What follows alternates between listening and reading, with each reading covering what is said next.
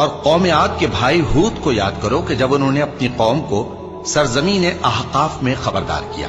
اور ان کے آگے اور پیچھے سے خبردار کرنے والے گزر چکے تھے کہ اللہ کے سوا کسی کی عبادت نہ کرو، مجھے تمہارے بارے میں بڑے دن کے عذاب کا ڈر لگتا ہے۔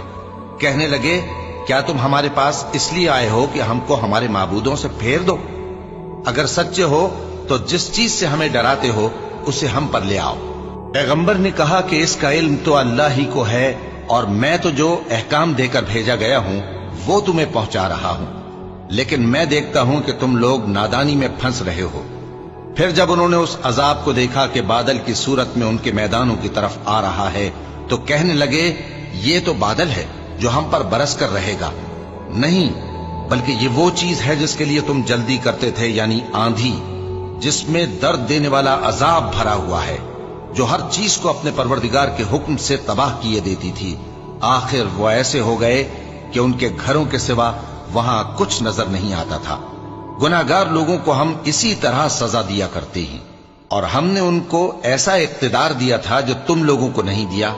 اور انہیں کان اور آنکھیں اور دل دیے تھے، تو چونکہ وہ اللہ کی آیتوں سے انکار کرتے تھے اس لیے نہ تو ان کے کان ہی ان کے کچھ کام آ سکے اور نہ آنکھیں اور نہ دل، اور جس چیز کا وہ مذاق اڑایا کرتے تھے اسی نے ان کو آ گھیرا۔